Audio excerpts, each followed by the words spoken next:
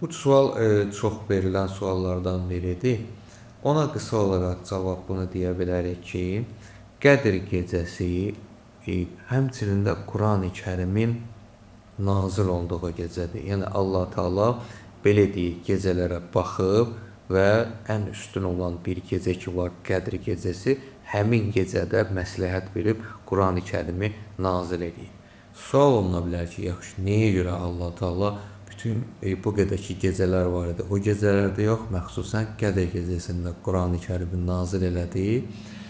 Cavab da belə alimlərimiz tərəfindən verilir ki, mümkündür. Ola bilər ki, buna görədir ki, Qədr gecəsi ki, insan öz taleyini, öz hacətlərini, öz istəklərini Allah Taala'dan istəyir və öz müqəddəratının təyinini öz istəyi əsasında Allahdan istəyir ki, Allah elə təyin eləsin.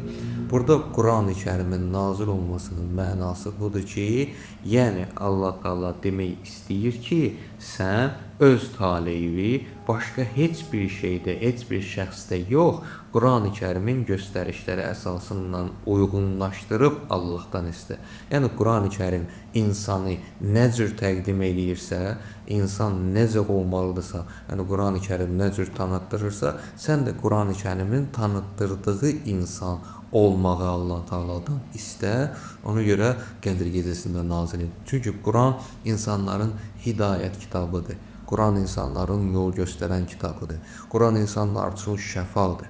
Quran insanlar üçün dərmandır. Quran insanlar üçün hər bir şey olan, hər bir şeyi izah edən bir kitabdır.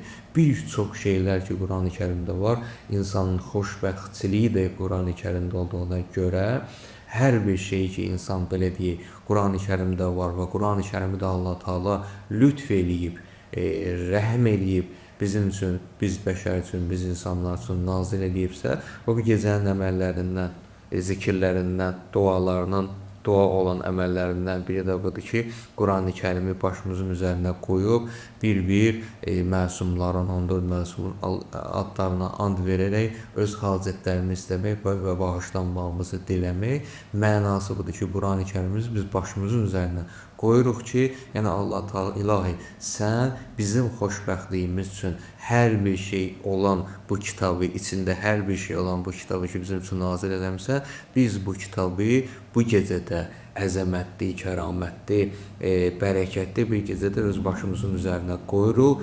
Yəni, öz başımızdan, özümüzdən, hər bir şeyimizdən, vücudumuzdan üstün tuturuq bu kitabı.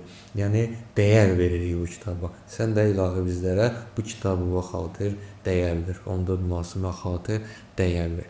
Kitabı başımız üzərinə qoymağımızın mənası budur ki, yəni öz başımızdan uca tuturuq bu kitabı, özümüzdən uca bilirik.